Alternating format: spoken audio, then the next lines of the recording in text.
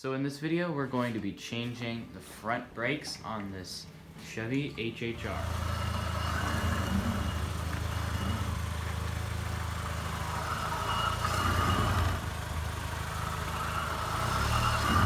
So right here, we're taking out the lug nuts that hold this on, and kind of ironically, these are plastic, which I think is kind of interesting.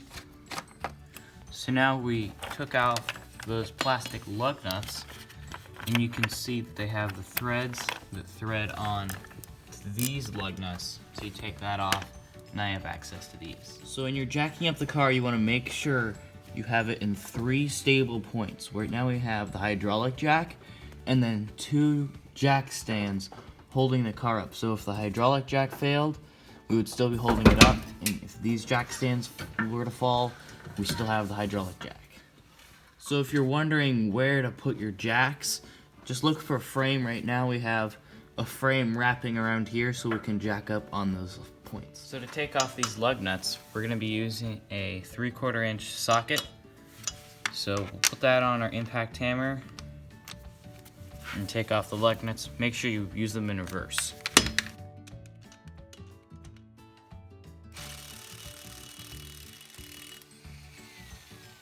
So I really like these electric impact hammers. We have 2 different sizes. This is the smaller one. It's a little bit lighter, and we like to use this one when we can. But if there's a lug nuts that this one can't take off, we'll use the bigger one. So just in case those don't work, we have this giant one here that is made for doing tractors and stuff. And if this one won't work, nothing will. You definitely don't want to lose your lug nuts, so just put them in a magnetic tray and they'll stay. Now we can go ahead and take off the wheel with all of the lug nuts, and we'll slide it under the car. So I always like to slide the wheel right under the car. It gets it out of the way, and if all the jacks were to fail, this gives you another fail-safe. When you change brakes on one side, you always will change them on the other. So let's go ahead and take this wheel off as well. You can see this side looks pretty smooth, but if you look on this side, it is super grooved. You can see down there on that brake pad, there's nothing. There's only steel. So these brakes really need changed. Now on this one, you can see the pad. So it's not quite as bad, but it still needs change. So on the passenger side, we were able to use the breaker bar and put it on. But right now, that bolt is stopping us from doing that. So we're gonna have to use a wrench, and then we can use another wrench to get some extra leverage on there so we can break it loose.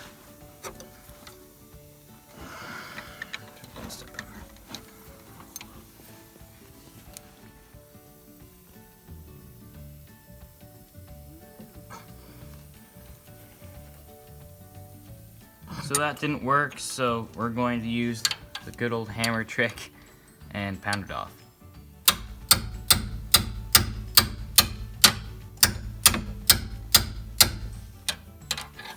So I felt it move with the hammer, so I'm going to keep tapping.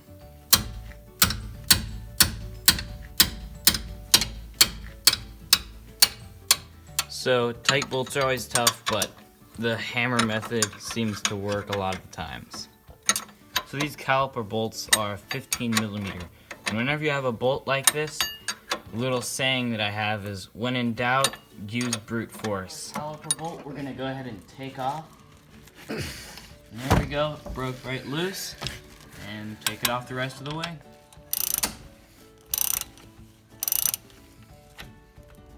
So once the caliper bolts are off, you need to be very careful with this tube here. You do not want to crimp it. So we're gonna pull the caliper right off, and then take our wire and wrap it through our caliper, and we'll hang it up here on the spring so it's kind of out of the way. So these rotors are really on there tight, so we're just gonna try to tap it to break the rust off.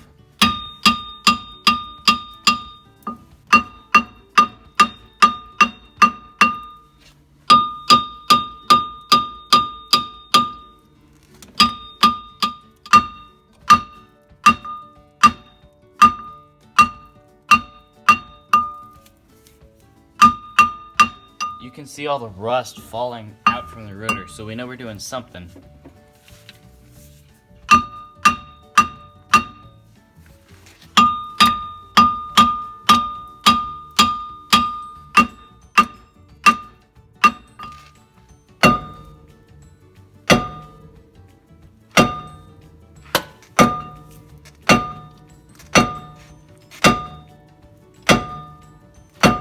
So here we have a machine we call Dock Off. And what it is it's a Porta power, and it uses hydraulics to spread those little legs. So we're going to put it right in there between the rotors because it's so stuck. We're going to try to use this. We're going to very carefully try to use that to pry it.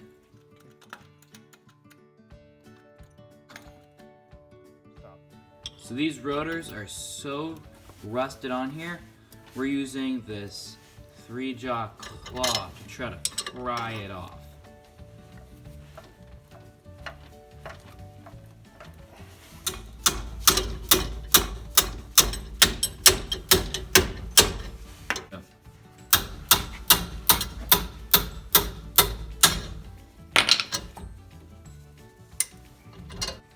And as you can see, we broke this vice jaw. So now let's take it off and try to find another way to get this thing off. Now let's put some fire on the rotor.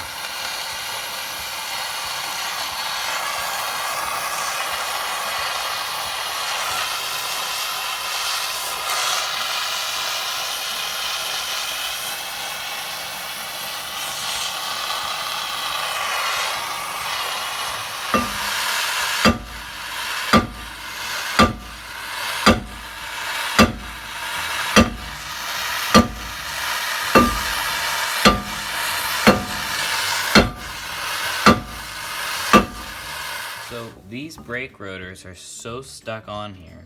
We've even broken a few tools trying to get them off. So there's just nothing we can do to get these off. So we're gonna go ahead and put on new pads and just put it back together with the old rotors on.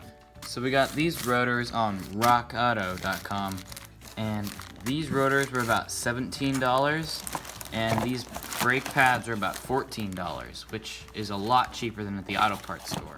So if you can, go ahead and put the old brake pad back in and press it up against the cylinder. So to retract the piston, we took off the other mechanism that went on the guide pins, and then we used the old brake pad to kind of distribute the pressure on the cylinder. And now we're gonna slide this pusher in here. Now let's go ahead and compress it, and this should go in smoothly and not cockeyed at all.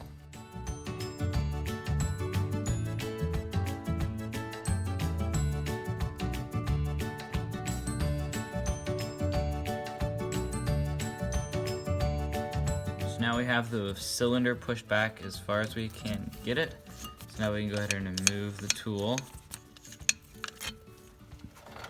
and reinstall the pads. So go ahead and clean off these guide pins as much as you can, get off the old grease. And now we're going to just put on a little bit of this new brake grease. And you really don't need much grease on here. And just rub it in. And we'll just do that to both sides, clean it off, and then put the new grease on. So actually, whenever we put these brake pads in, they fit in and they don't need any filing or grinding, which is actually very seldomly that is the case. A lot of times you'll have to file them off, but these slip right in. And this is what you want to see, how it glides nice and smooth.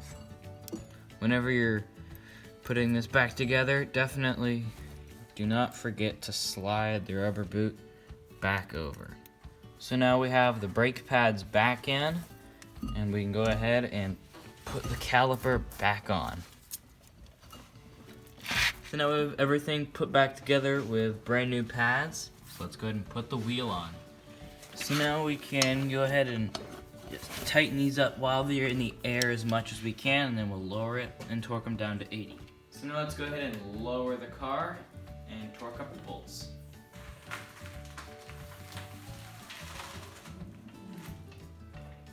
So let's take our torque wrench and set it to 80, and make sure whenever you put this away, you always decompress the spring and spin it all the way down. So whenever you're torquing these down, make sure to go in a star pattern so it pushes the wheel on evenly, and then torque them up, and whenever you hear it click, you got 80 foot-pounds.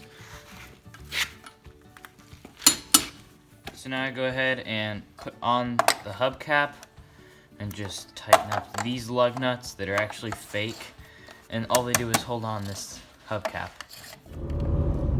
Alright, and now we're taking it out for a test drive, and those brakes seem to work great. So I hope you guys found this video useful. If you did, don't forget to like and subscribe, and we'll see you next time.